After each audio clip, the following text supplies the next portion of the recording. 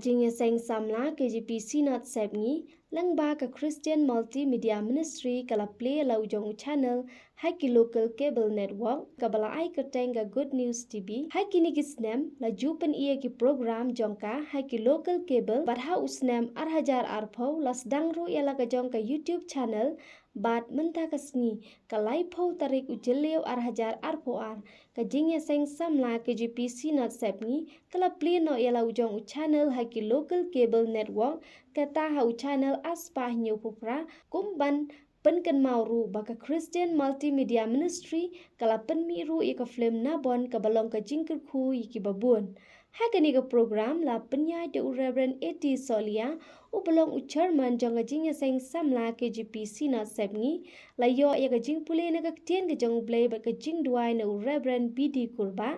la yo ya ka Jingkren lamprang hakabaya dei ba ka Jingtray jong ka Christian Multimedia Ministry bat kham kerpang ya ka Good News TV bat ya ka Jingiaid lenti jong ka ya ka bala grand da U Rev V.T.S langstie u balong u chairman jong ka Christian Multimedia Ministry la yo ya ka Jingrai ka bekerpang na ki dekhot jong ka standing choir Jingiaseng Samla K.J.P Synod Sepngi la plie kani ka channel da u moderator jong ka K.J.P Synod Sepngi U Rev I.W. nong sit Akani por nagbanta ban plie kani haga kyrteng ka Jong Blei pa ukon bat umense mokhoi bat dakabor jong ka Jingiaseng Samla K.J.P Synod Sepngi mynta kani ka sngi ngan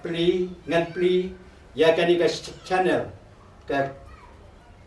jong ka Good News TV jong ka Jingiaseng Samla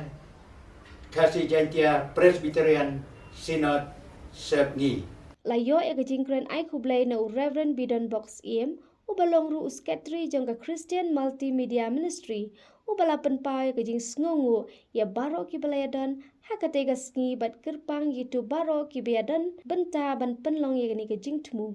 la penwai ka jing yalang da ka jing duai na U Rev RT Shangdiar u balong u executive secretary K.J.P Synod Sepngi u badai ban page ru ya ka Jingiaseng Samla K.J.P Synod Sepngi